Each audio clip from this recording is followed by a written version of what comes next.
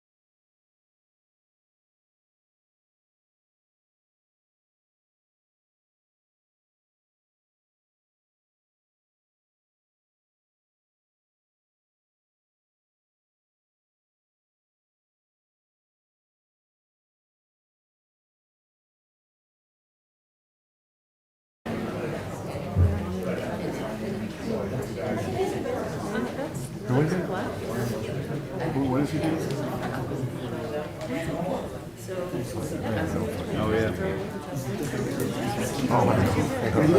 Yeah. Does he live here? Yeah.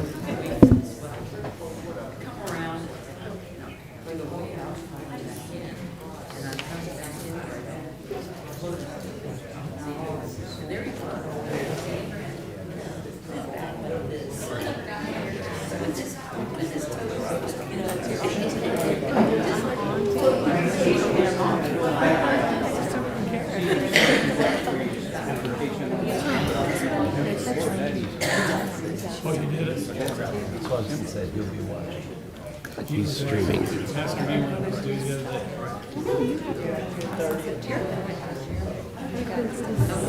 I told her if we miss it this year.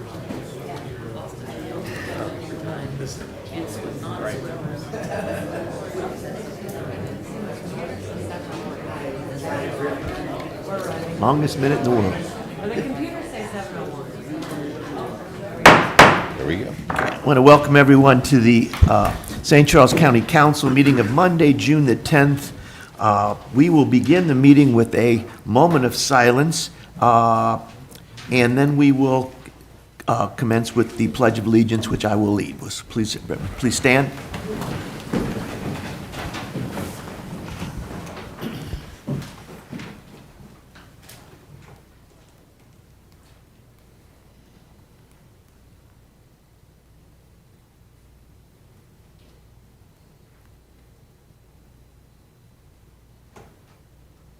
Thank you. I pledge allegiance to the flag of the United States of America and to the republic for which it stands, one nation, under God, indivisible, with liberty and justice for all. Please call the roll. Councilman Swanson. Councilman Brazel. Here. Councilman Elam. Here. Councilman Hollander. Here. Councilman Hammond. Here. Councilwoman Schneider. Councilman Baker. Here. Okay. We will begin tonight's meeting with the public comments. Just a reminder to make sure that you fill out a speaker's card. Our general rules is that we usually have, 3 for and 3 against on any subject, but tonight, because of the particular interest in one particular bill, we will allow 10 speakers on the subject that we are dealing with. All right? Lori, commence. Regarding Bill number 5300, the Highlands, Eric.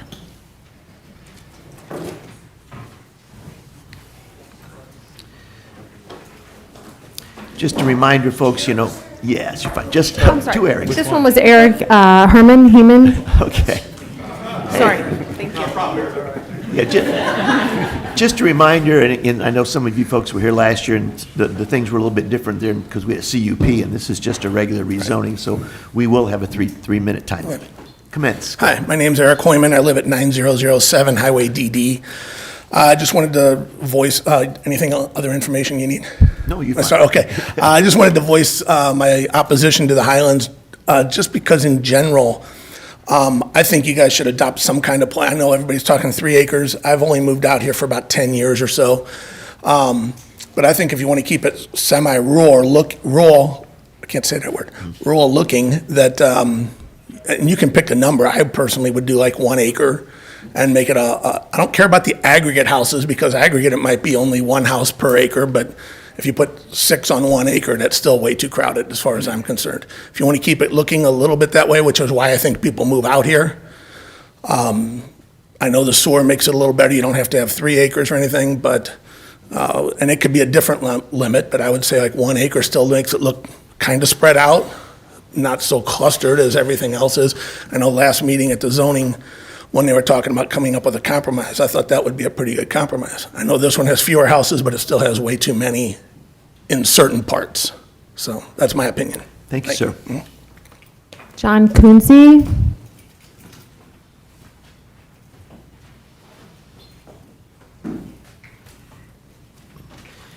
Evening. My name is John Kinsey. I live here in St. Charles. I'm part of ASIM, which is the astronomy of Eastern Missouri. If that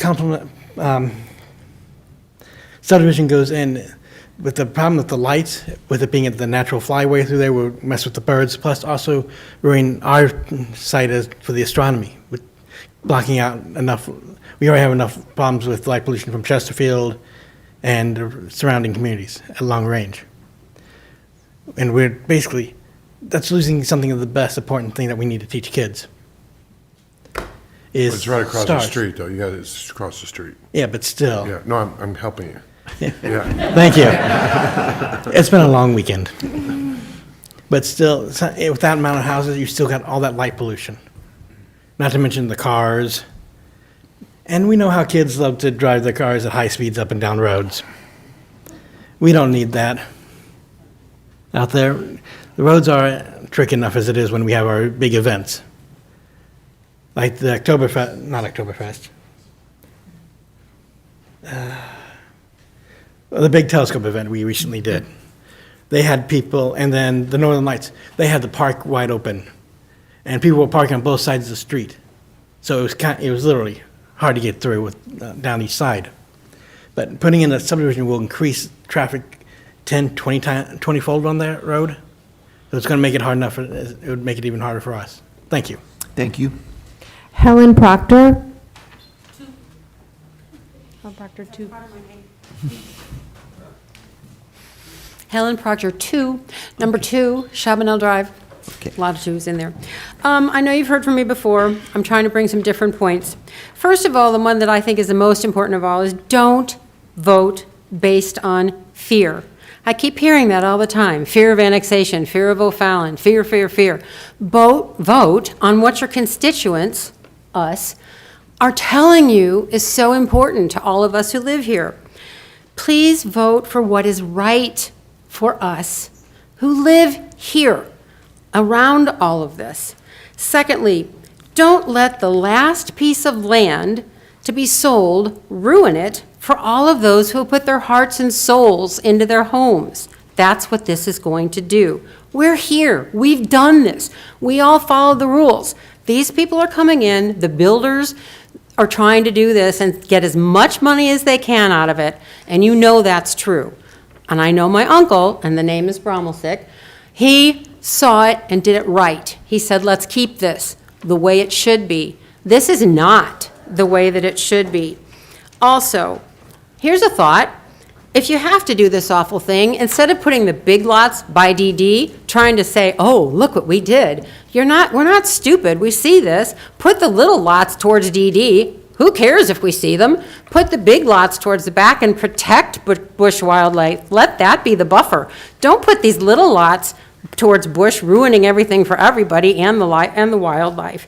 It's just wrong. Again, these sewers don't fix anything. It's just allowing for more and more houses, tiny little lots, more cars, more chances for people to die. I said it once before. How many of these people do you want to put red X's on and wipe out and say, oh, gee, now we need more roads, bigger roads, wider roads, more utilities, more this, more that. Don't put the cart before the horse. Get the things in line before you try and say, oh, this is a great idea, let's do it. Because who's going to suffer? You? No. Everyone here. And then what are you going to say? Oh, we did a bad thing. And we are the ones that are going to say, you all did it. William Carrier?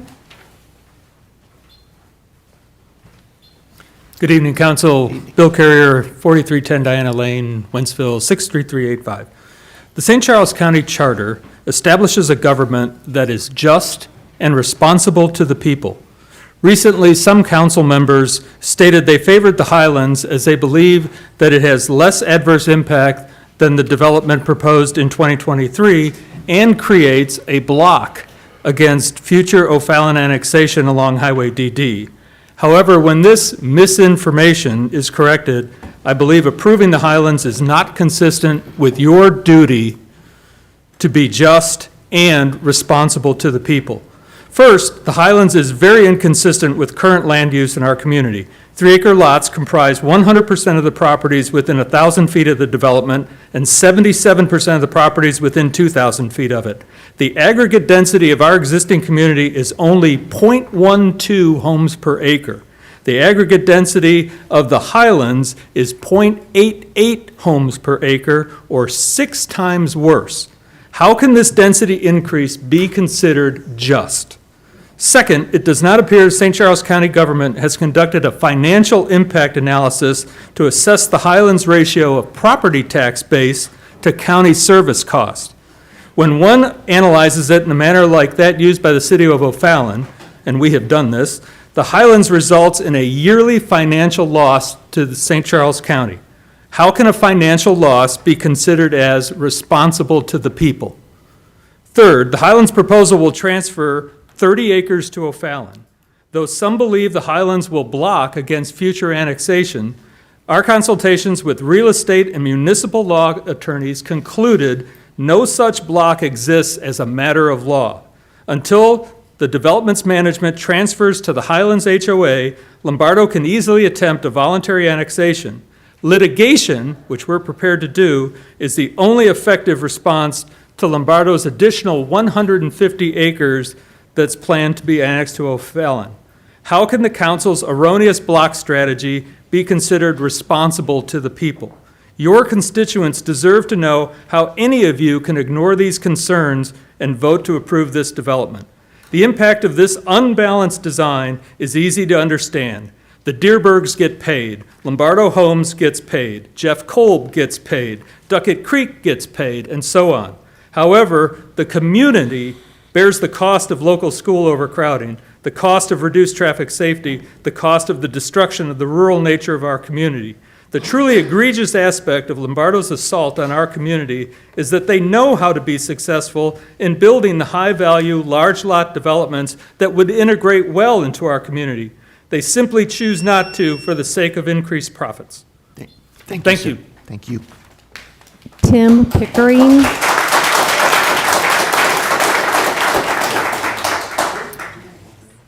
Tim? Is there a Tim Pickering?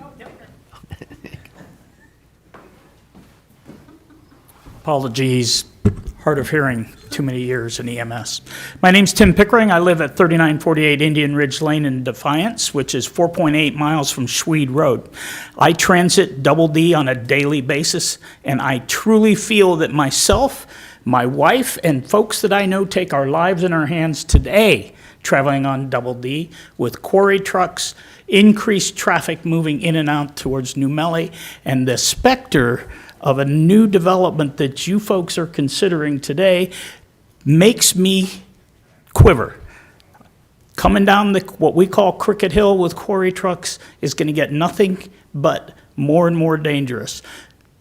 Gentleman before me spoke very eloquently about a bunch of my points. I'd like to reiterate those. The current density surrounding this development is 6 times less than the proposed density. There is no plan that we have seen articulated to improve infrastructure to allow access in and out of this development property. The concerns of the Missouri Department of Conservation are not being addressed, if at all adequately, on its requirements on space.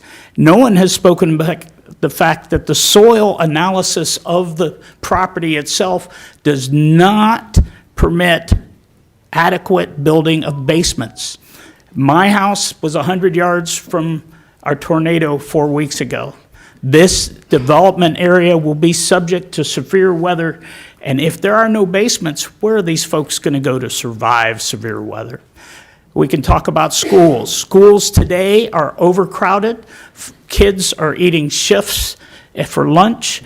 Kids are doing classes in the hallways.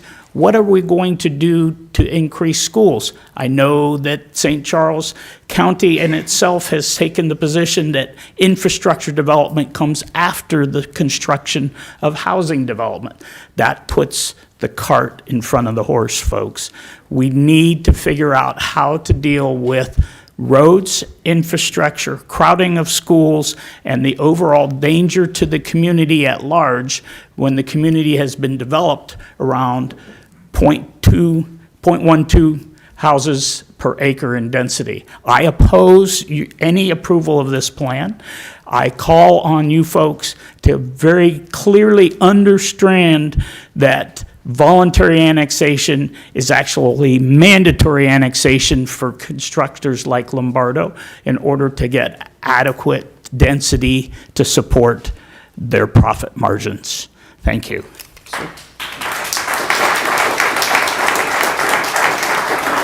Therese. Is there a Therese? There's no last name on this card. Good evening again. Therese from Oak Colony, Defiance, Missouri.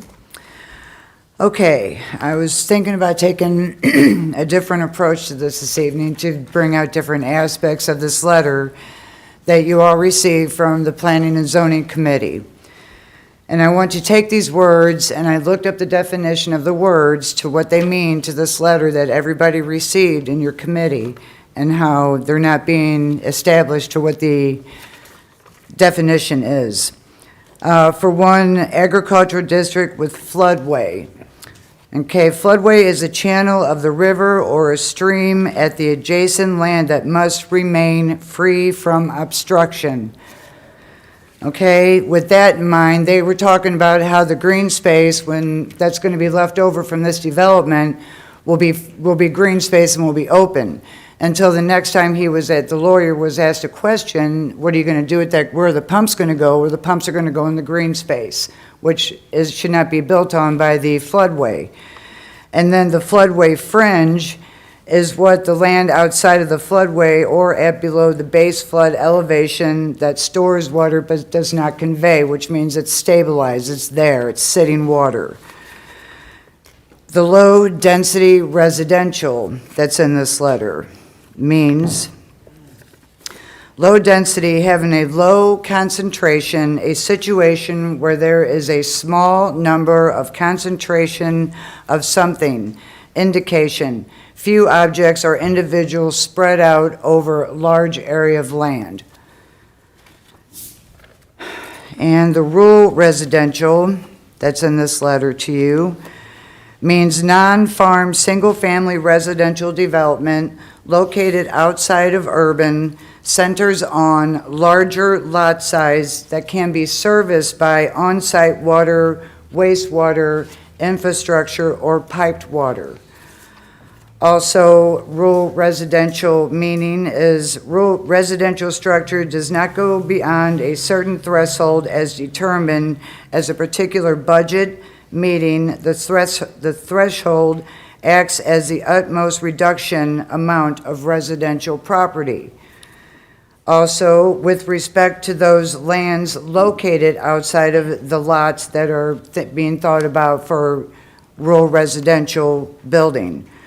1 unit residential on large acreage lots, which simply means to me that you don't condense and consolidate on residential,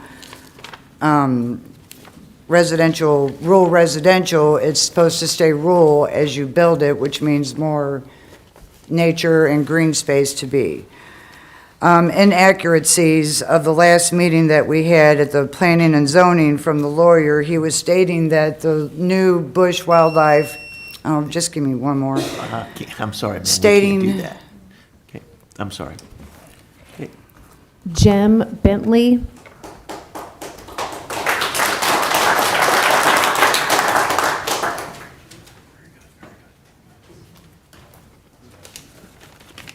Hello.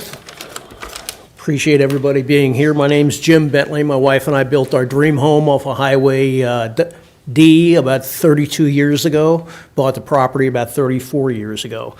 And we came out here for the aesthetic that it appears these new subdivisions are seemingly going to compromise. I'm not a fan of the idea. I'm going to start with a question for you all. What is your motivation for even considering these high-density developments? Is it tax revenue? Is it money? If it is, and Lombardo is a perfect example, is capable of building nice properties on 3 acres or 10 acres A perfect example is the development they finished about 2 years ago on Highway 94 of 10-acre developments. How many million or multi-million dollar properties are in this part of the county, that part of the county now? 20 years ago, they weren't there. Lombardo or any other builder will have no problem building those $1 million or $2 million homes and selling them. And you can generate the same revenue on a tax base with those more expensive and larger homes than you will building 4 houses on an acre as is proposed. So if the money is the attraction, there's another way to do it and keep the aesthetic and the values that the people like myself and a lot of other people out here helped create that tax base that you're enjoying 20 and 30 years ago on 3-acre developments. So there's another way to get the revenue if that's what's driving this, this dialogue. The roadways out here, already too much traffic. I myself am a survivor of a head-on automobile accident approximately 6 years ago. I shouldn't be standing here. Hit head-on at 70 miles an hour by a teenage driver. So if you put another 120 homes out here, that's 1 or 2 teenage drivers. You're going to have 300 to 400 additional automobiles out here. You can't expand Highway Double D to make it less dangerous. There's nowhere to go with it. So you can have that 2-lane road. The rate of automobile accidents is going to increase exponentially. And gentlemen, at a point in time, you'll all have blood on your hands, because your acceptance of these proposals are contradictory to what that land usage has already been dictated for. You're compromising bush wildlife by allowing this higher density construction to even happen. How do you justify doing that? Thank you, sir.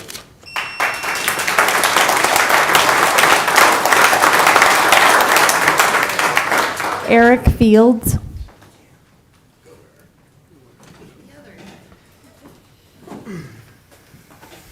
Good evening. My name is Eric Fields, 11 Wild Turkey Run, O'Fallon, Missouri, 63368. I don't know that we need to get into any details of anything that has been brought up. This is year 2 now of this discussion we're having. So I'd just like to do some generalities. All these people here, we've presented the same issues time and time and time again. The roads, the schools, the nature, the astronomy, everything else. It's still yet to be addressed. There's been no proposals, no plans, no nothing to address any of it. The second thing I'd like to bring up, every meeting we've had regarding this issue, be it here, be it at the Family Arena last year, all of them, there's been dozens and dozens of people coming up here to speak who are opposed to these developments. There's been 2 people who have come up to speak who are in support of. There was one gentleman last year, and there's one gentleman here at the Planning and Zoning last month or whenever it was. So clearly before you, you have the people of St. Charles County coming up saying this doesn't work for us. This is not going to be what we want. As elected representatives, it would probably be a good idea to listen to what the people are actually asking for. We're saying this doesn't work. We're saying come up with a different proposal that actually addresses our issues, that addresses our questions, our complaints, our concerns. Then we would be behind it. That's not happened yet. And the third thing I'd like to bring up, at the Planning and Zoning meeting, there was part of the presentation from the Lombardo group was that they believe this proposal was a fair deal for everybody involved.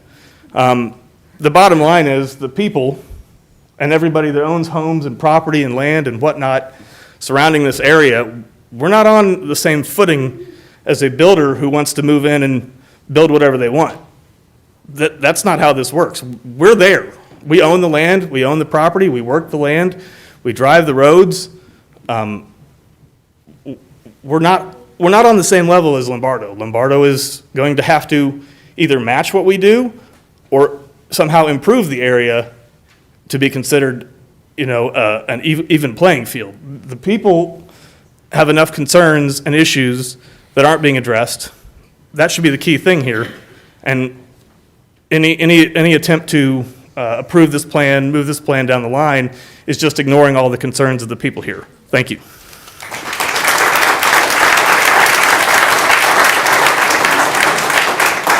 Tom Reagan. Tom Reagan.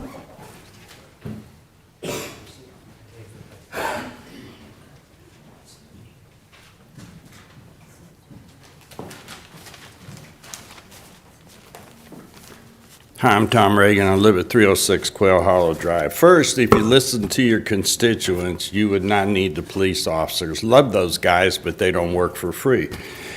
I haven't seen it all yet, but we're getting very close. I never thought I'd see a shop steward, a union shop steward, betray a hard-working union man and throw him under the bus for the promise of a promotion. Now I've seen the SCC Planning and Zoning Commission vote 4-3 to betray their constituents and pass the Highlands at Bush. Bear in mind, they did not listen to or respect or represent the 600 people, 5 dozen speakers at 4 meetings, 98% negative. The speakers presented over 3 dozen problems created by the project Highlands.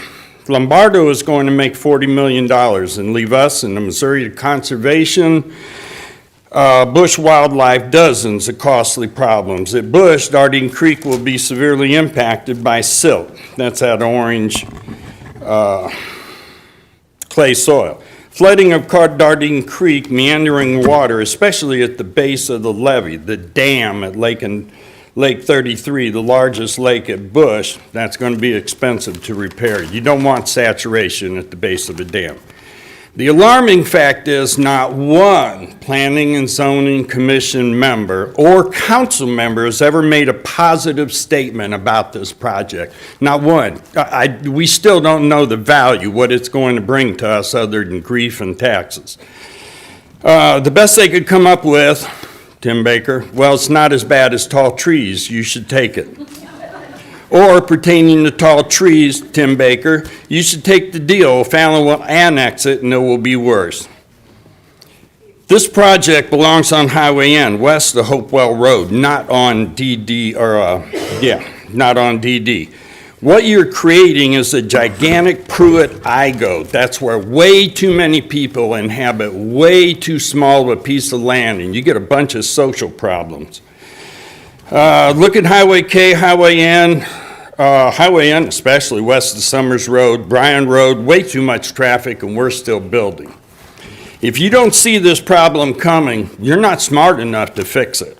3-acre lots adhere to the St. Charles County 2030 Master Plan, which recommends less than 1 dwelling per acre. Currently, the land is inhabited by 3-acre lots. The Highlands at Bush and Tall Trees both do not fit the less than 1 dwelling per acre recommendation of the master plan, and it creates dozens of expensive problems. 3-acre lots eliminate all of these expensive problems, and there will not be a tax increase. Everybody's happy except Lombardo. He doesn't get his $40 million.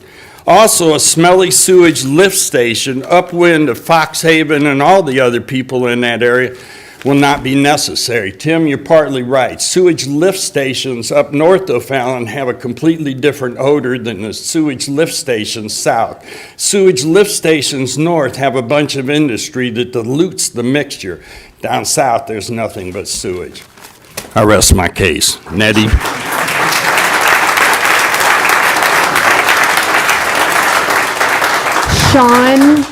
Sean Mann.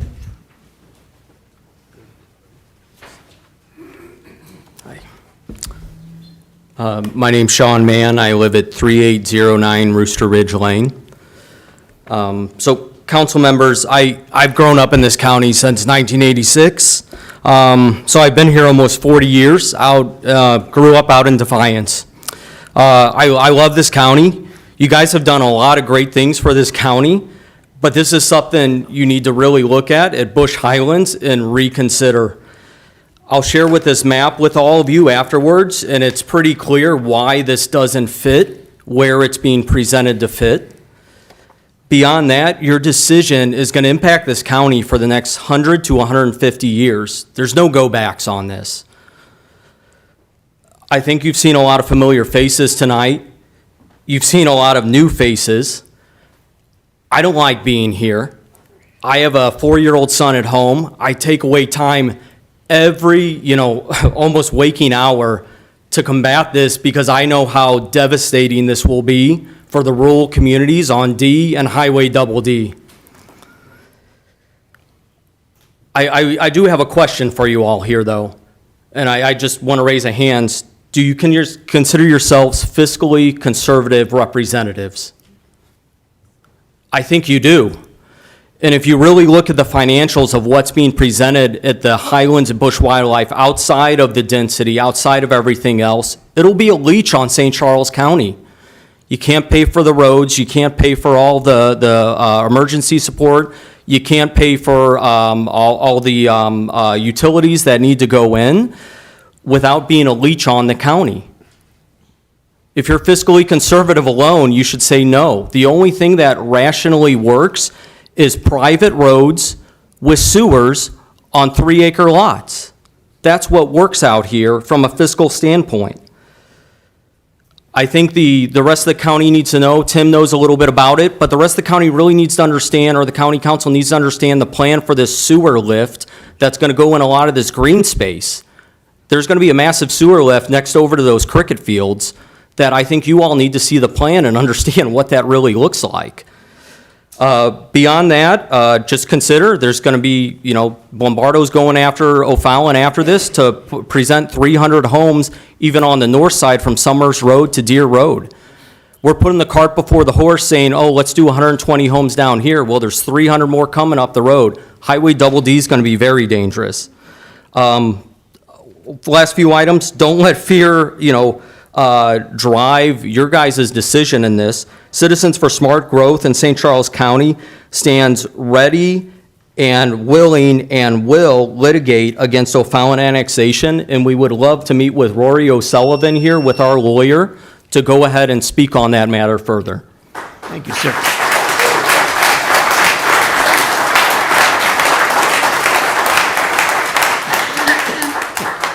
Sure. Just give it to the ladies and they'll. But what you'll see here, guys, is east to west. Everything up here is development under 3 acres. Everything below is agricultural and 3 acres. What sticks out like a sore thumb is Tall Tree Farms 2.0 or Bush Highlands. It doesn't make sense on a map either. Thank you, sir. Lori? Drew Weber.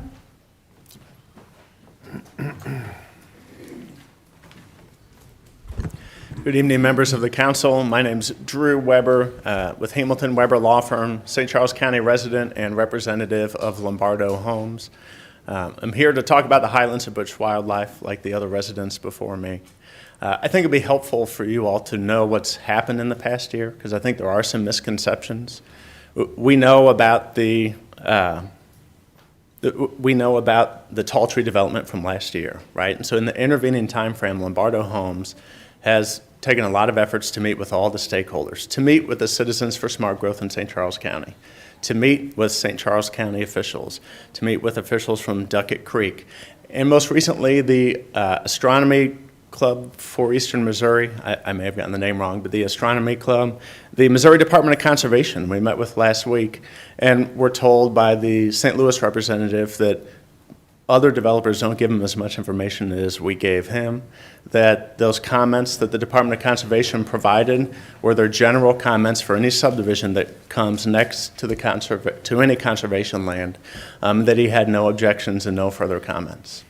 So we've met with representatives from all involved parties. And I never said, and we're not saying that everyone is going to be happy with everything. This is a compromise proposal to satisfy as many stakeholders, not all, but as many stakeholders as possible. I do have a presentation, and I think information is going to be helpful for a proposal like this when it becomes time to do the first reading. I'd be happy to give that presentation. We also have representatives from Lombardo. We have the engineer from Sterling, and then we have traffic engineer from CBB as well to answer any of those questions. But I do ask that you comply with the staff recommendation and planning and zoning recommendation to approve this rezoning. And again, thank you for your time and your consideration. That was the final speaker for bill number Final 5300. speaker on that bill, okay. Move on. On bill number 5297, Steve Martin.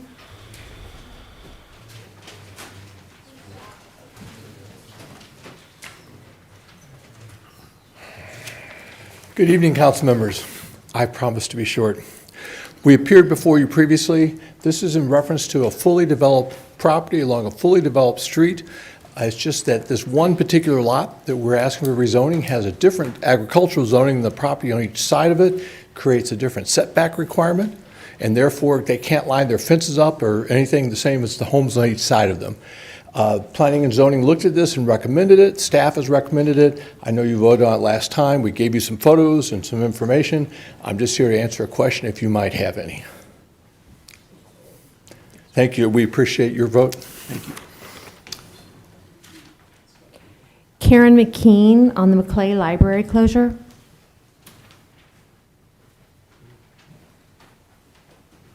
Hi, Karen McKean, 55 Spring Terrace Court, St. Charles. I'm a weekly patron at McClay Library. I'm very concerned about the potential closure. My concern is all the money that has gone to remodel Spencer, and where all is this money going to? If we can get an audit out to the public, I'd like to see the books where the funds have been going for the last 3 years. So, Thank you, ma'am.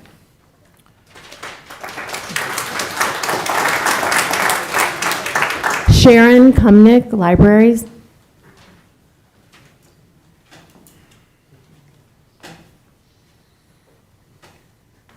I've been here before. Good evening. I've been reading newspaper articles and talking to people about the library situation, and every day gets a little worse, you know. They've taken 3 libraries and remodeled them extensively, and don't seem to think they have to show us a reason why. They can afford to remodel libraries, but other libraries should be closed. But I know that it is the Lilly, if I'm saying it right, book situation, where they used to have 10 books streaming for one price from Lilly, and now they only get 3 books. But they should entertain ideas like charging a service fee if you want to stream books, if that's that expensive. I think that there are a lot of people who would pay a service fee to be able to stream a book, you know, pick it up over the air for their reading. But they haven't entertained anything. They've just made a decision. It seems to be like, even though you're not talking about it, it seems to be the only subject on the plate, close the libraries. So I'm saying, I pay for that library, I'm a taxpayer, and I think that my government should be responsive to me. Government is my government, and I am the people. Thank you. Thank you.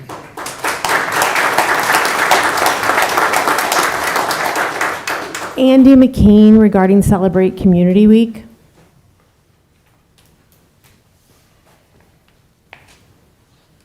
Yes, good evening. My name is Andy McKeon. I live at 55 Spring Terrace Court, St. Charles. I'm here to give a report because last year the council unanimously endorsed Celebrate Community Week. For those that don't know about it, it's September 11th to 17th. It's a week of collaboration between the Rotary Clubs, Lions Clubs, Kiwanis Clubs, and Optimist Clubs. And I'm the county chair for St. Charles County. So I gave each one of you a report, and what we did last year, we collected food, and we gave it to St. Joachim and Anne's Care Service. Jesus Christ of the Latter-day Saints sent a truck from Utah with food, which they sent in addition to what I already put in there. You have a couple of pictures. This year, we're planning on working with the county parks. I've already talked to the county parks volunteer coordinator, so we're going to try to get volunteers throughout the county to go to the parks, not just county parks, it could be the city parks. And we're talking about doing possibly a Habitat for Humanity house. They're planning to do a 6-family house. It's a totally voluntary effort. I want to read from this resolution, which I think says it all. The Lions Clubs International, Rotary International, Kiwanis International, and Optimist International are asking the citizens of St. Charles County to step up and celebrate Community Week by volunteering to perform community service within their local area.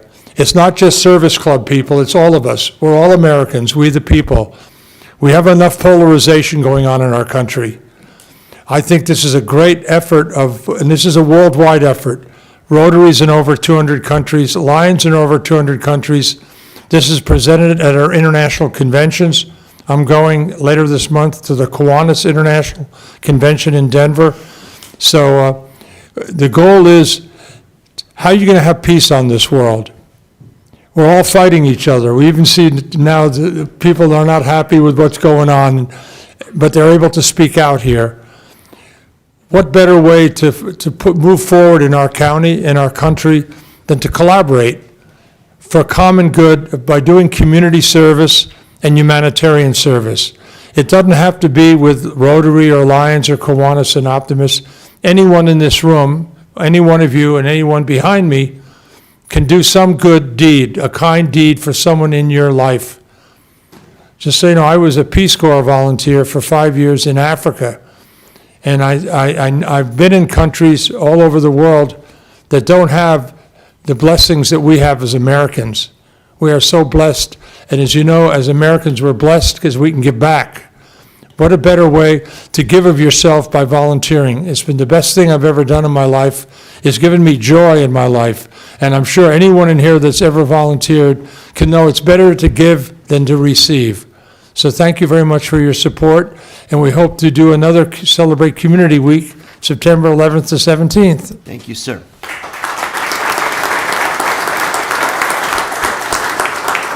Rose Zuck, Lake St. Louis Boulevard Extension.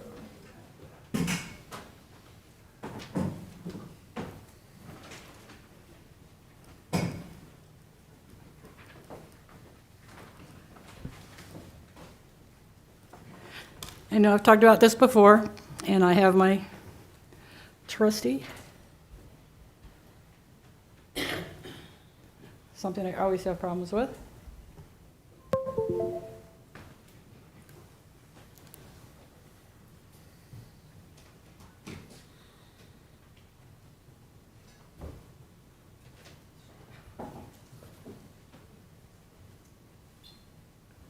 Is your guy not here today? He's here. There he is. The one on the top. The one on the top? And you just want to scroll through like that? You can scroll with the mouse. There you go. Okay. I'm here to talk about the extension for St. Louis Boulevard. And I did give the similar speech to the road board, and I had bees. Today, I've got bats.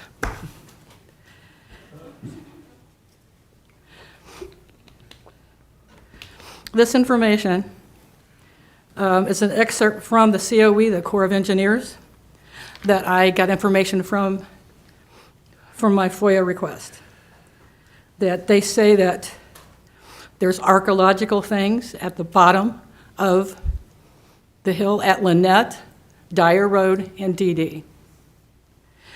And they say, they recommend that it should be reevaluated. It was looked at in 2022, in December, and then again in January 2023.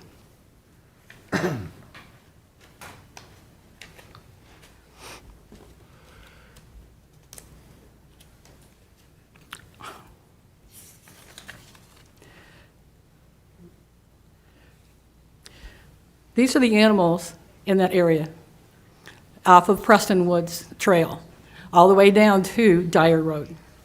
Beavers, deers, no bobcats that I know of. Possibly eagles, we're not sure yet.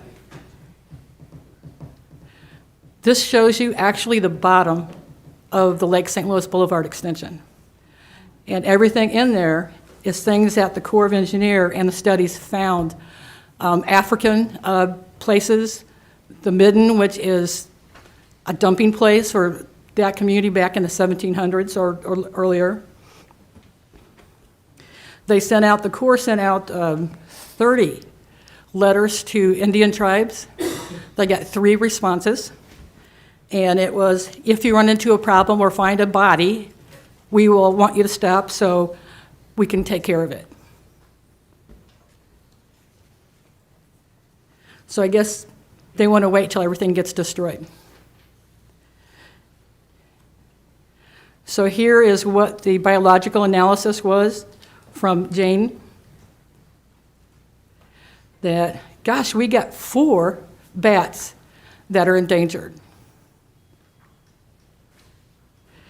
And we don't want to disturb them, but I've heard someone also say that, oh, when they're not roosting, we can take their homes away, and they'll just go roost somewhere else.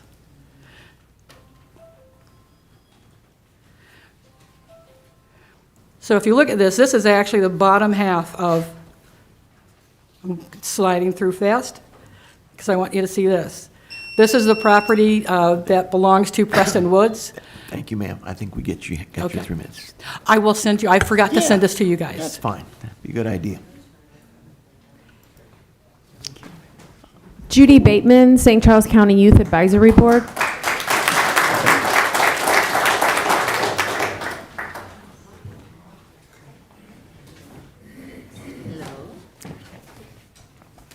Good evening. I'm Judy Bateman with the St. Charles County Advisory Board, and I want to introduce some of our members of our youth, and Ella is going to introduce herself. Hello, my name is Ella Matea, and I am a proud member of the St. Charles County Youth Advisory Board. I'm Mindy Robertson. And member. And a member. And my name is Liam Robertson.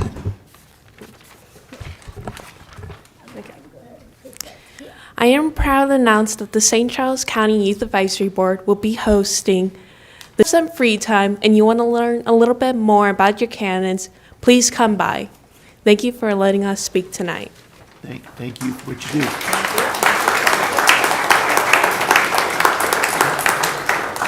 Arnie Dienoff.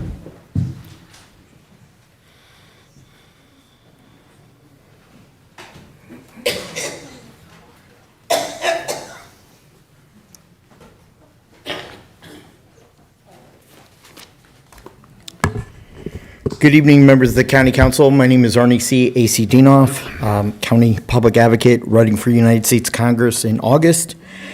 And I had a speech written out, but I had to change it because I'm really sick to my stomach this afternoon after hearing a sentence down the hill in our courthouse. I'm upset that we allow an age-limited judge into our courtroom. This afternoon, retired Judge Mike Fagris, the former presiding judge who's a resident of the city of St. Charles, sentenced Haley Zenk, 19, for charges of involuntary manslaughter ×3, death of 2 or more individuals, and serious physical injury to another human being. Cause number 2311-CR03757.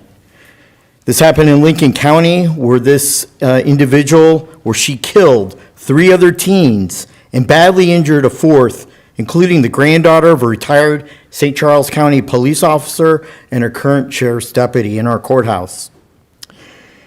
The judge suspended a 10-year sentence, which was mandatory, in a mere 120 days across the street, which is an easy go in our county jail. What a slap on the wrist, an embarrassment to our county judicial courts. Mike Fagris, you have lost all of my respect. Lincoln County Prosecutor Michael Wood, I ask that you appeal to the Eastern District Court of Appeals of this ludicrous sentence. We need to be involved in the judicial election for years to come, including in August and November, of our judges, both circuit and associate circuit court. What is the purpose of we as a county having an industrial relations board? What's the appointment and what's the reason and the need? Curtis Kane served almost 3 years, who actually moved to the Rockwood School District after resigning and being the superintendent of the Wentzville School District and taking over in Rockwood. Now, the county executive wants to appoint somebody else. Of that matter, library appointments are up this month. At the end of this month is Stacy Alvarez, and she does not deserve a reappointment to our library board of trustees. Nor does Yazaida Schmidt, who also is an expired term. Mr. County Executive, I ask you to appoint me to the Port Authority. You failed to do so. I'm asking here in public that you appoint me to the Library District Board of Trustees. St. Charles City resident Roy O'Sullivan, who is illegally occupying the seat of county councilor in violation of our county home rule charter. I asked, and it's in the meeting minutes of the last meeting, the salary of Kevin Colleen. Is he working for free, or what is his public salary? The reports of the $125,000 lobbyists, and maybe it's an oversight, but you haven't gotten back to me, and that's a violation of state law. Thank you, Mr. Dino. That was the final speaker. Okay, that concludes our public comments. The next thing on the agenda is an oral report from our county executive. Not this evening, Mr. Chairman. Okay. Okay, next up is the consent agenda. Are there any items to be removed from the consent agenda? I'd like to remove Industrial Development Authority, please. Okay. Do I have a second on that? Second. Okay, all in favor, say aye. Aye. Okay, so we've removed that item. Are there any other items to be removed? Okay. Motion to approve is amended? Second. Okay, all those in favor, say aye. Aye. Opposed? Okay, now we will move back to Mr. Brazel and your, I just have a question Okay, sure. for, I don't know, Joanne or Roy or someone.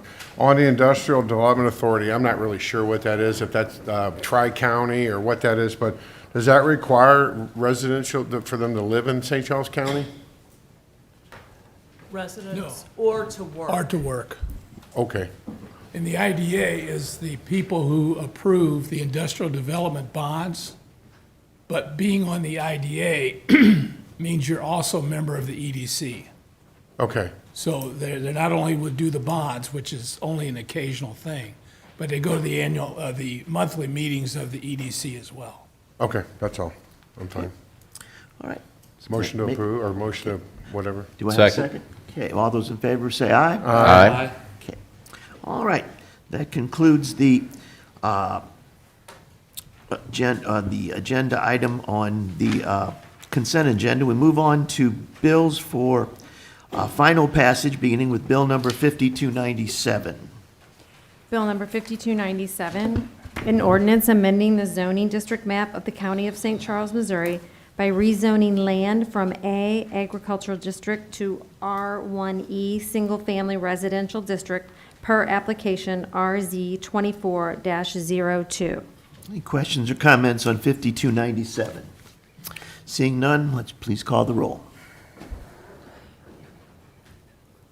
An ordinance amending the zoning district map of the County of St. Charles, Missouri by rezoning land from A Agricultural District to R1E Single Family Residential District per application RZ 24-02. Councilman Brazel? Yes. Councilman Elam? Yes. Councilman Hollander? Yes. Councilman Hammond? Yes. Councilwoman Schneider? Councilman Baker? Yes. Councilman Swanson? Okay. Bill number 5297 passes. The next bill for final passage is bill number 5298. Bill number 5298, an ordinance authorizing the county executive or his designee to execute contract DSS 25LA0007 for autopsy services with the Missouri Department of Social Services for child death autopsy services. Questions or comments? Seeing none, please call the roll. An ordinance authorizing the county executive or his designee to execute contract DSS 25LA007 for autopsy services with the Missouri Department of Social Services for child death autopsy services. Councilman Elam? Yes. Councilman Hollander? Yes. Councilman Hammond? Yes. Councilwoman Schneider? Councilman Baker? Yes. Councilman Swanson? Councilman Brazel? Yes. Bill number 5298 passes, and the final bill for final passage is Bill 5299. Bill number 5299, an ordinance authorizing Amendment Number 2 of the Missouri Highways and Transportation Commission's State Block Grant Agreement, Airport Improvement Program Grant, Project 21-111A-2, CFDA 20.106, to design and construct taxi lane pavements at St. Charles County Regional Airport, Smartfield. Questions or comments? Seeing none, please call the roll. Bill number 5299, an ordinance authorizing Amendment Number 2 of the Missouri Highways and Transportation Commission's State Block Grant Agreement, Airport Improvement Program Grant, Project 21-111A-2, CFDA 20.106, to design and construct taxi lane pavements at St. Charles County Regional Airport, Smartfield. Councilman Hollander? Yes. Councilman Hammond? Yes. Councilwoman Schneider? Councilman Baker? Yes. Councilman Swanson? Councilman Brazel? Yes. Councilman Elam? Yes. Okay, bill number 5299 passes. Next up is bills for introduction, beginning with bill number 5300. Bill number 5300, requested by Michael Hurlbert, sponsored by Mike Elam. An ordinance amending the zoning district map of the County of St. Charles, Missouri by rezoning land from A Agricultural District to R1D, R1B, and RR Single Family Residential Districts per application RZ 24-03. Okay, we begin our discussion. Mr. Elam? I believe the attorney for the developer said that he has a presentation. I would request that we see the presentation. Okay, that's fine.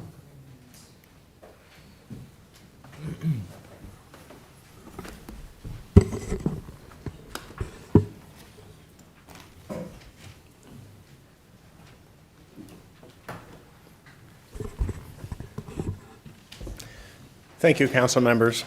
Again, my name is Drew Weber, and I'm here on behalf of Lombardo Homes. And so, in an effort to provide you with more information tonight to consider at this meeting and the next, this development, I wanted to share, similar to what we shared at Planning and Zoning Commission, but with some additional information that's transpired since then. Now, as I mentioned previously, the concept here is to achieve a balance of interests. So I'm not going to belabor that, but that's what we've been working on for the past year, is to try to find a development to balance the interests as best we can of multiple different parties, including the county and residents, property owner, and the builder. So here's the actual plan. And I know you may have the black and white site plans, but this is a lot easier to see and understand. Now, just because this is a landscape type drawing, we flipped it on its side.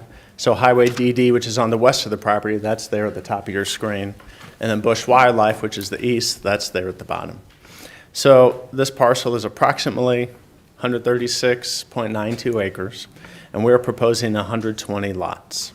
The dark green that you see there is woodland area that's going to remain, and then the light green is green space, typically grass type area. The orange spots are perhaps obviously the houses, and then the gray you see the streets, as well as multiple detention basins in the property. One thing you will notice is that this is not a property or not a subdivision that'll have a lot of amenities. The amenity is the area, right? This is the parks, the nearby parks, the amount of green space on the property.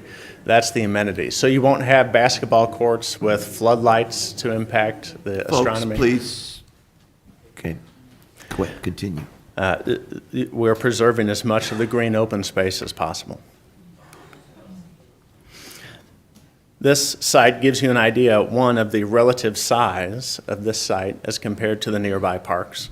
And then two, that those really are the amenities. I mean, there are 2 lakes on the property which serve a detention purpose. There's 5,500 feet of trails, but it really is the location that's what's desirable about this property. So that, folks, again, I believe that there was respect shown from both sides, so I'll allow Mr. Weber continue. Okay. Thank you, Mr. Chairman. In verbal format, here's what we're proposing, a mix as the ordinance says, of rural residential R1B and R1D, single-family residential homes.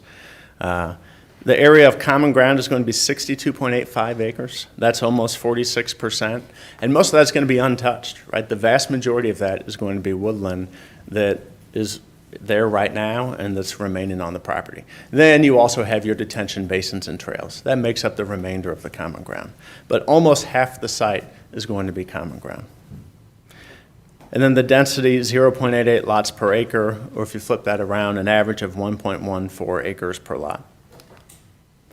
Now, there's been a lot of talk about what the master plan says, and this is taken straight from the 2030 master plan, which was adopted by the county in 2019. The site is outlined in red. The dandelion type yellow color, that is that's low density residential, which the master plan defines as 1 to 4 dwellings per acre. And then the lighter yellow, kind of beige yellow, that's rural residential, which the master plan defines as less than 1 dwelling per acre. So all the comments or questions saying that this property does not comply with the master plan is not accurate. The density of this site is 0.88 dwellings per acre. That's less than what the master plan approved by the county calls for on both portions of the site. This is kind of dense, but this slide shows among the different sections of the property the allowable density, which is way higher than what is actually being proposed.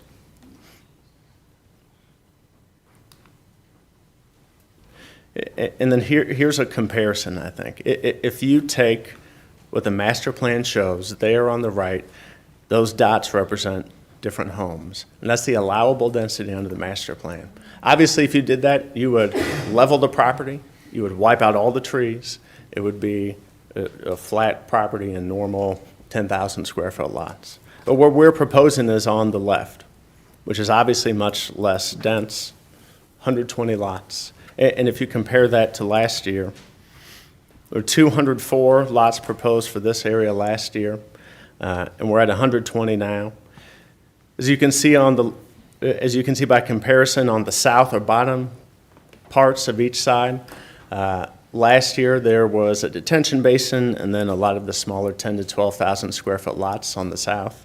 Now we've proposed 4 3-acre lots on the south to help transition from the more dense development in the center and the east to the less dense on the south and the west. Highway DD, which is to the west, we have 2-acre lots on that side. And there, if you drive by this property, there's a lot of grade change, which we're going to retain a lot of. So as you're looking from Highway DD, you're going to see the backs of these 2-acre lots. Then it's going to go down. Then you may see the top of a 2-story home. And then the subdivision goes down, continues to go down as you go inside. The visual impact will be a lot more minimized than I think a lot of people are anticipating. And so we have a lot of residents from the Citizens for Smart Growth of St. Charles County tonight. And so as I mentioned earlier, through this process, representatives from Lombardo have been meeting with the Citizens for Smart Growth. And so that group provided us with the 7 points that they would like this proposal to address. Some of them, the group does not think we have addressed.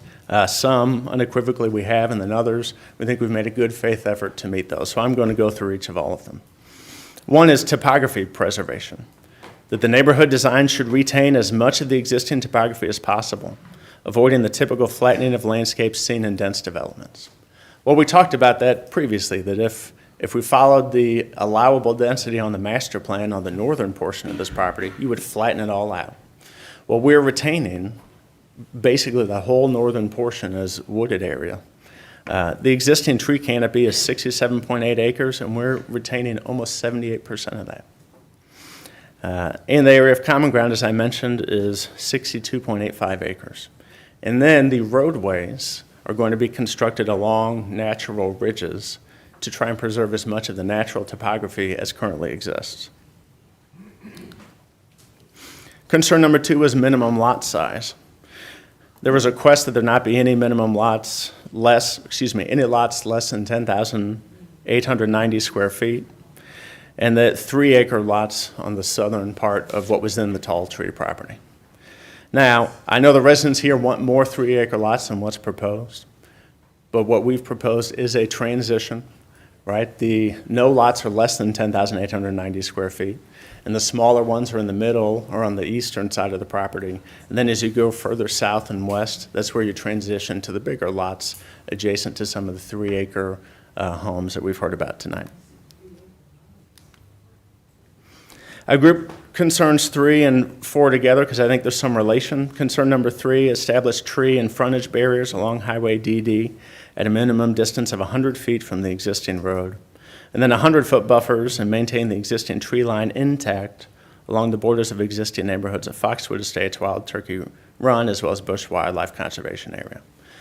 Well, some of those neighborhoods are further north and not part of this proposal tonight, but we have retained, as I mentioned, the 2-acre and 3-acre lots along Highway DD.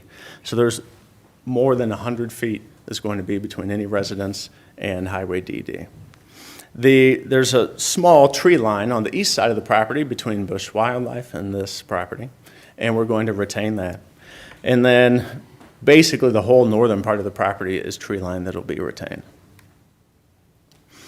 And then concern number 4, transitional design, we talked about a bit, that the request from the citizens group was to have 3 acres on the southern portion of the prior development and then smaller lots further north. Admittedly, this is different than what they've requested, but again, we think this is a compromise, that there are larger lots on the west and the south, and the smaller lots are further to the north and to the east. Concern number 5 about tree preservation. I think this is very helpful. The county code requires preservation of 25% of the existing tree coverage. That would be 16.9 acres. The Citizens for Smart Growth requested 50%, and we're providing 77.9% retention of tree coverage. The color coordination on this slide, the green is the tree coverage that's being retained, and the pink is the tree coverage that's being removed. You can see there's not a lot of pink, and some of the pink will be replaced by detention basins. So it's still going to be a natural-looking area in some of the pink. And then the remainder is obviously some streets and a few residences as well. But the point is 52.8 acres, more than 3/4 of the existing wooded area is going to be retained. And this was the slide, one of the slides that we showed to the Department of Conservation. Because in the letter from the department, their local representatives said, hey, if there's a tree line in between Bush Wildlife and in between your subdivision, we want to retain that. We said, well, there isn't much. It's hard to see at the bottom. I think there's a laser pointer here. But there's a green tree line that goes, in fact, most of it is on the Bush Wildlife property. But that's being retained. Concern number 6 for streetlights, that streetlights only be permitted in the development if the associated light pollution can be negated to avoid impact to the Bromleswick Park astronomy viewing area. So there's a combination of factors that will help the light pollution here. One is the common ground and 2-acre parcels are going to be adjacent to DD. So those are closer to the park. You have the larger lots. And then as I mentioned, the back part of those lots is going to be higher up, and then you'll go down to where the houses and then the streets are on the other side of that. Then we actually met with the Astronomical Society of Eastern Missouri to talk about what kind of lights. And so they said, well, one, we're willing to work with them. Obviously, it must be code compliant. But they said, yeah, they have ideas, economical ideas that they believe meet the code for minimizing the visual lighting impact on any astronomy viewing in the park. Then concern number 7, cul-de-sacs, prohibit the construction of cul-de-sacs directly off of Highway DD. The current plan shows no cul-de-sacs directly off of Highway DD. In addition to meeting with and addressing some of the concerns of the Citizens for Smart Growth, as I mentioned earlier, we've met with a lot of other stakeholders. So Duckett Creek is one. I think we all know there's a large sewer plant coming online later this year in the area. If this subdivision is approved, no homes would come online until well after that sewer plant is operational, so there's no timing concern with regard to Duckett Creek Sewer District. The Fire Protection District, just this week, we heard back from the Fire Protection District on plan review. They had one comment that the cul-de-sacs be modified to be 42-foot radius instead of the 40-foot shown on the plan. That's fine. We'll make that modification. Other than that, the Fire Protection District had no other comments about the plans, or no other comments that weren't addressed. Public Water Supply District has indicated that they're able to serve this property.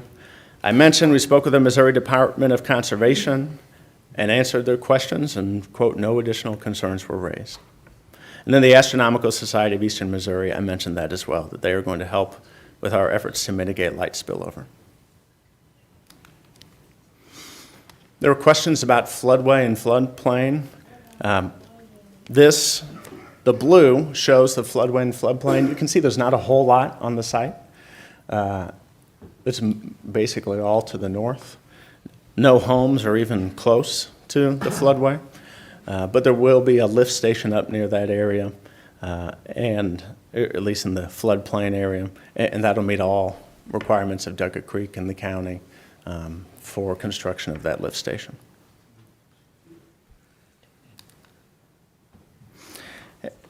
And I added this to give a sense of the lot depths along Bush Wildlife. Your normal kind of subdivision lot depth tends to be around 120 feet. These, along the east side of the property next to Bush Wildlife, are 140 to 159. So the homes are still going to be the normal distance close to the front, right? So then you'll have a further gap in the back to provide more of a buffer between the residences and then Bush Wildlife. There were questions raised about traffic on Highway DD. I think you may know this, but the county's thoroughfare plan, which is part of the master plan, calls for the north-south segment of Highway DD to have a 100-foot right-of-way width in the future. Roadway improvements planned in the short term include a single-lane roundabout at the intersection of Highway DD, Lake St. Louis Boulevard, and Deer Road. We've set back the residences sufficiently along Highway DD, as I mentioned, such that if the right-of-way has to expand, there's plenty of room. There's plenty of room that will not impact those residences at all. Then MoDOT asked that we provide left turn bays at southbound DD at the two entrances to the property. That's what this next slide is. So in red are the left turn bays. So as you're going south on DD and need to turn left into this subdivision, we're adding a separate turn lane. It'll comply with the proper turn radii and stacking. There'll be at least 100 feet of stacking in each turn lane. So that's to allow the normal north-south traffic on DD to continue past as residents are turning into the subdivision. We've also heard a lot about impact on schools. So the Missouri Department of Education provides statistics on all schools throughout the state. So these are pulled directly from the department's website. So this property is in the Francis House School District. It's really close to Wentzville. Just on the other side of the road is Wentzville. But this property specifically is Francis House School District. And you can see, despite changes in the student population, the district as a whole has maintained a consistent student-teacher ratio and student-to-classroom ratio over the last 10 years. More specifically, Daniel Boone Elementary. That's the school that would serve these residences. So there was an increase in enrollment from 2014 to about 2019. Then enrollment has leveled off since then. Obviously, there's ups and downs each year, but the last 4 years have seen a leveling off of enrollment at Daniel Boone. At Francis Howe Middle, which would serve this property, the student population in 2014 and student population in 2023 is almost exactly the same. Again, despite changes in growth and development patterns, it's almost exactly the same. And in fact, the high school has decreased by over 100 students during that time frame. And part of the reason is, I think a lot of people have the misconception, when a subdivision comes online, you've got 120 homes, everyone has 2 kids, that's 240 kids, they're all in elementary school at the same time. Well, that's not actually what happens. I mean, look at your own neighbors. Not everyone has elementary school-age kids. Some have younger, some homeschool, some send their kids to private school. Some people don't have kids at all or don't have kids at home. So what's a real-life example of this? Coverdale Elementary School, not too far from here in St. Charles. It's located adjacent to the Villages of Provence subdivision, which is by Blanchette Park. And you have the enrollment data here from 2014, 289 students, to 2023, 287 students. Now, what happened during that time frame? Well, from 2017 to 2023, the Villages of Provence subdivision was built out.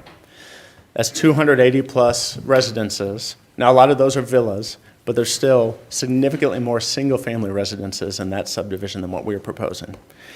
Yet despite build out during that time frame such that if people moved in, had kids in 2017 or 18, their kids would be in elementary school now, there's no increase in enrollment. And that's because older subdivisions, their children are aging, right? They're aging out of elementary school, out of high school, going to college, moving out of home. And the newer subdivisions bring in new students to replace those lost. Sorry, to replace those that are no longer of school age. Now, I'll go through this relatively quickly, but I want to give you an idea of some of the types of homes that would be built in this subdivision. There are a lot of different elevations, so I don't want to belabor the point, but there's a variety of 2-story and 3-car garage homes, single-story homes of multiple sizes. Here, the range is 2,800 to a little over 3,000 square feet. Here's a different style 1-story home with 3-car garage. Another 2-story style home. You see a variety of sizes, garages, stories. And then here's another ranch style home. These are not going to be small homes. It's not tract housing. These will be expensive lots, and these will be nice lots, and you'll have nice homes on nice lots in this area. So we do believe that the Highlands of Bush Wildlife does achieve a balance between the interests of multiple parties. Again, I know not everyone's going to be fully satisfied, but we've tried to achieve a balance. I think we have. Instead of 204 homes have gone down, this proposal is 120.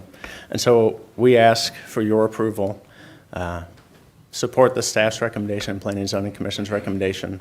I'm happy to answer any questions you may have, and again, I have other representatives to answer engineering questions if I'm not able to. Okay. All right, Mr. Brazel. Drew, on your calculations, you say that you're hitting the master plan, right? Correct. How come you're not using the top 30 acres on the part calculations for the density? We're using, let me go back to that. We're using the, where are we? So this is just the whole property subject to this proposal, right? Yeah, but the top 30 acres should be part of the density that's getting high density. You're not using it. Mr. Courier, I'm going to ask him up in a minute to explain that your calculations are being flawed because you said you've hit the master plan. That's not true. It is true. No, it's not, Drew. The master plan requires 14 4-acre lots. And I also asked when I sat down with you guys, I said, we want to see phase 1, the north side across the creek. Well, we're not going to show that to you. Well, it's the same project. Even though Fallon's going to weasel in and try to annex it, that's fine. But the fact is, it's the same project. And so I go, are there going to be apartments there? Are there going to be duplexes? Well, we're not showing it to you. Why? There is no final plan for that. I, in fact, have not seen a single plan for the northern property. I don't believe that. I mean, you may not have, but they have a plan. They want to be planning, doing all the surveying and stuff and bringing the horse before the cart, doing the second phase when they got to do the first phase too for the sewers and everything. So it simply makes no sense. It's like there's some kind of a big secret thing going on here and they're not being honest with it.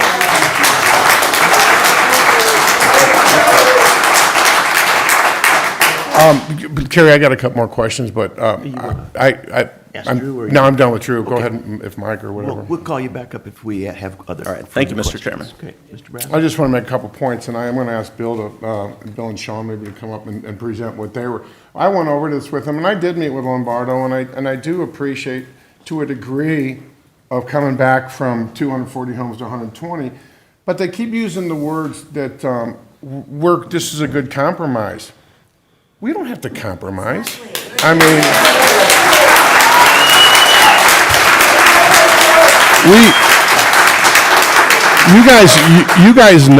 you guys know that we do a master plan, and it's the 2030 master plan is what it is. It's not the 2024 master plan. 2030 is what calls this plan out for the density. And the fact is, you know, if we don't, in the rural area, it's important that we stick to it because it protects the rural characteristics of our area. And people move out here. What he said was, he goes, well, this is a great spot for this subdivision. It's a great spot because we created the way it is. And so they're trying to ruin what we have created. This county, we did, all of us did. We created this county to be a nice county. That's why everyone wants to live here. And the very people like O'Fallon, Alderman, and these people are trying to destroy the area that we created by all these annexations. But let me finish, guys. Try not to clap too much because I want to get through some of this stuff. But, you know, let's go through a couple of things here. First of all, I want to make a point. It's been said that we need to do this because O'Fallon could annex it.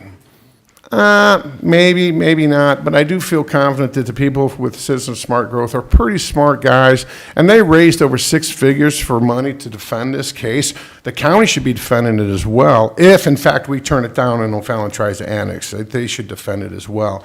Because these annexations are becoming so aggressive, it's unbelievable. The houses they're building, the infrastructure explosion, the traffic, the reasons we moved out here are becoming the reasons we're going to move away from here. And that's a problem.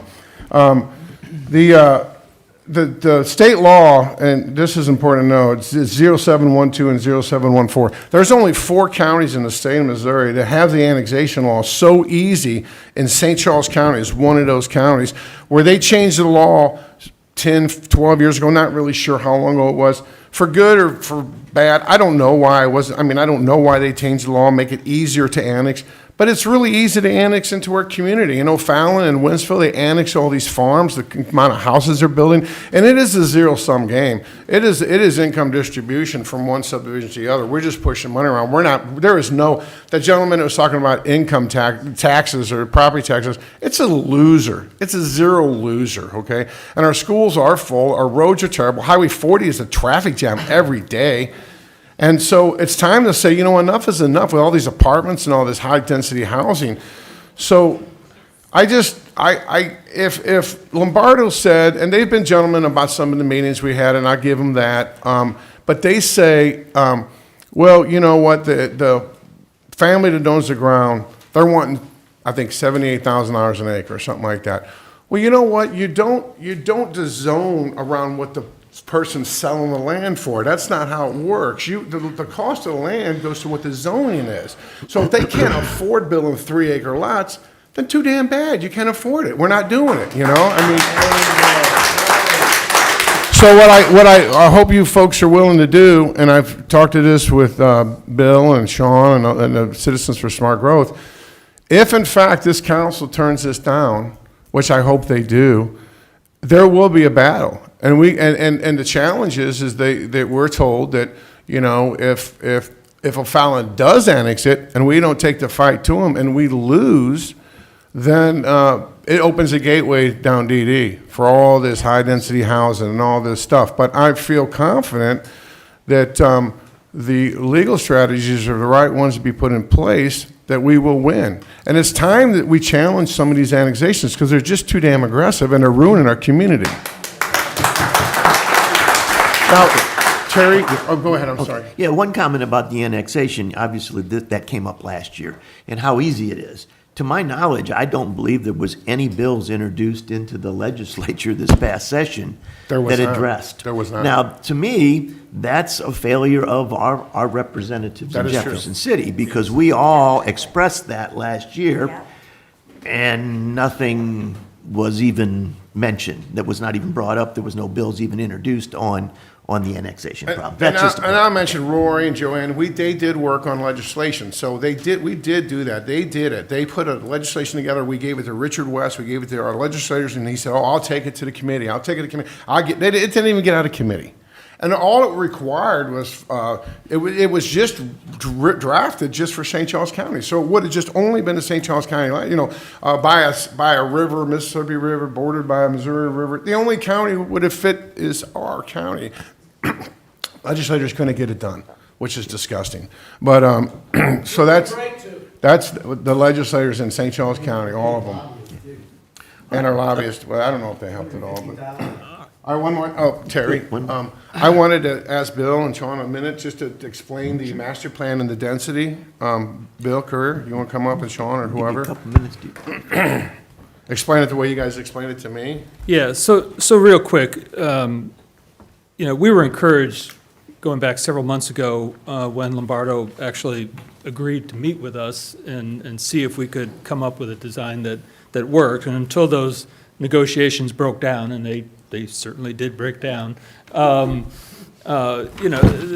was some progress being made, and a lot of the conversation focused on density. I think the key thing, and the planning and zoning director, the planning and zoning staff, the planning and zoning commission, and you folks need to understand is, per your own master plan, lot size and aggregate density, per the words in that plan, are intrinsically related. You cannot pop them apart from each other.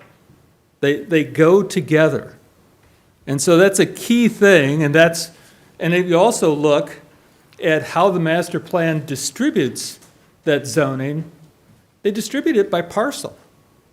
The property that we're talking about, the southern parcel of the K9 Country property, is all zoned rural residential.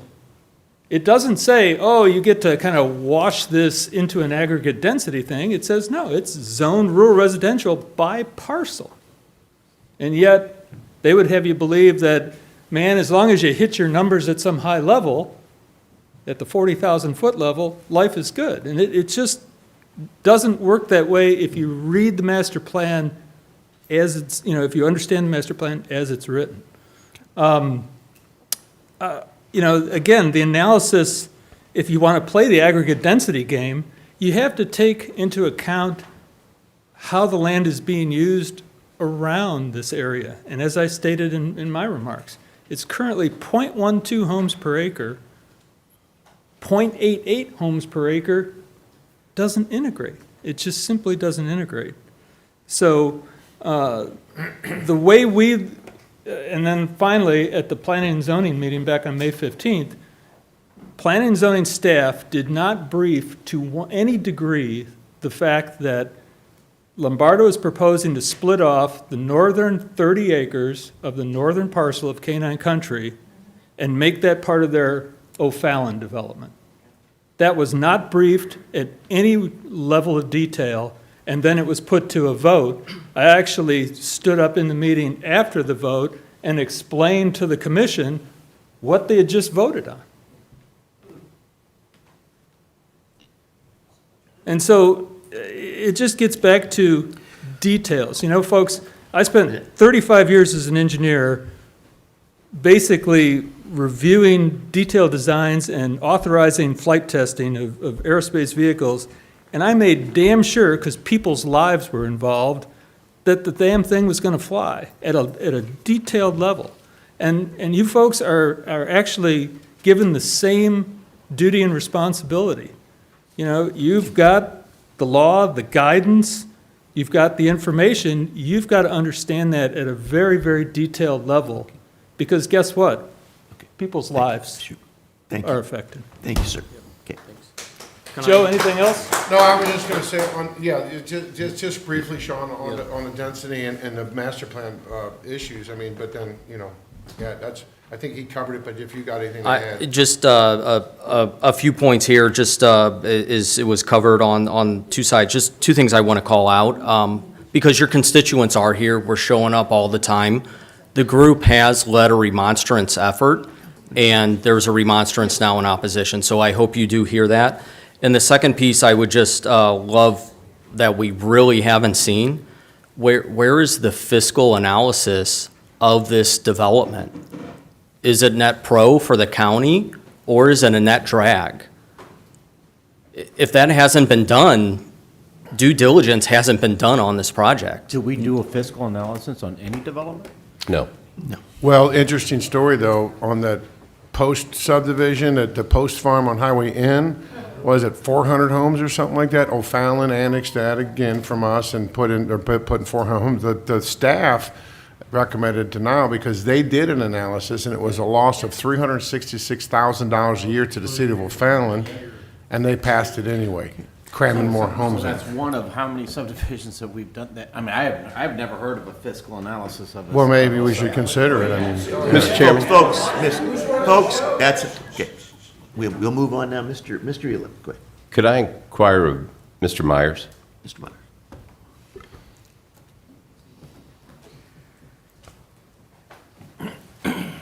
So, Robert, there's been a lot of discussion back and forth about, for the last year or so, what they are presenting right now. Does this fit the master plan as it currently sits today?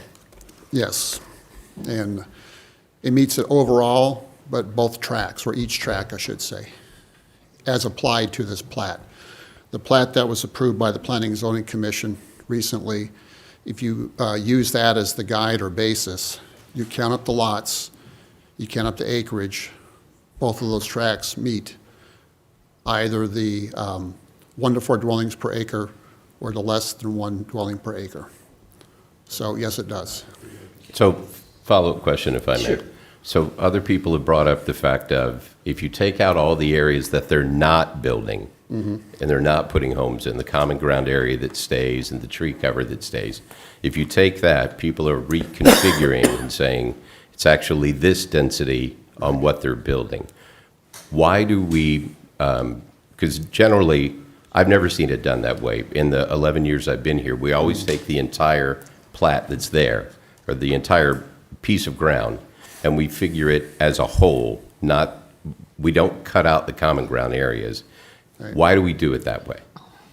Because the demand for services is the same whether those homes are spread out over larger acreage or smaller acreage. That's one reason. Just the yield in terms of traffic and demand on for schools and et cetera. It's the same whether it's spread out over a larger area or more clustered.